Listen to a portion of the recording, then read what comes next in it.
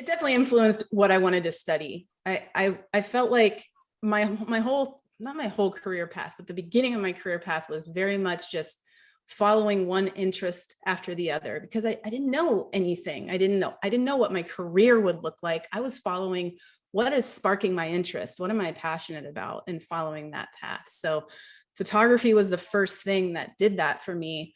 And so I decided that I wanted to study that in school. I looked at several different colleges to go to, but I was sort of not wanting to go to, I didn't want to go to art school. I think I like a fine art school. Oh my gosh, it's flying out of my mind right now, but there was an art institute, Kansas City Art Institute. Like I was thinking about going there, and some other public schools. But I decided to go to Ohio University because my dad went there, which I thought was cool. And I really liked it. I really liked Athens, Ohio. I liked the vibe of that town. There's a great culture there. There's a great film festival at that school. They actually have a really great fine art school. And they have a photography program. And for me, it was the right combination of things as a young person, not quite ready to like run away to the big city. But I needed to get away. So it was the combination of those two things, that it was a school that I really liked, and they had a good art program that I felt really good about going to. So that's why I ended up studying photography at Ohio University for my bachelor's degree, which ended up being amazing.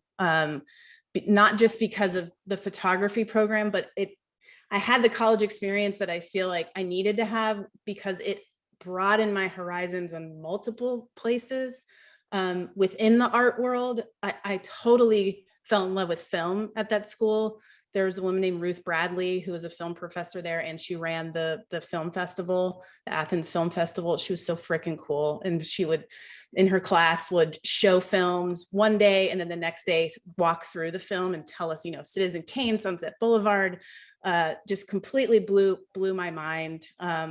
And then, visiting artists would come. Nan Golden was an artist that came there. Another person who, again, the spirit of Dion Arbus that completely blew my mind. For me, with her, it was the confluence of how connected she was in the world of queer people. And there was some queerness to her work that was starting to resonate with me. And I was starting to understand as I was coming out while I was in college. So, and then even on the more technical side, I guess I took graphic design classes there.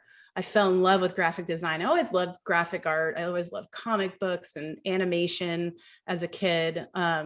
So I was getting all of these little bits of information that were sort of forming my unique kind of identity or point of view, or things that interested me. It wasn't just one thing. And when I went there, I sort of was discovering more and more that I wasn't going to be a fine art photographer, where I didn't necessarily want to be a professional photographer. My interests were becoming much more in the world of film or installation art or graphic design. Like all those different things were opening my mind up even more to the world. So it was great in that. It was a great education for me, and just a college experience too.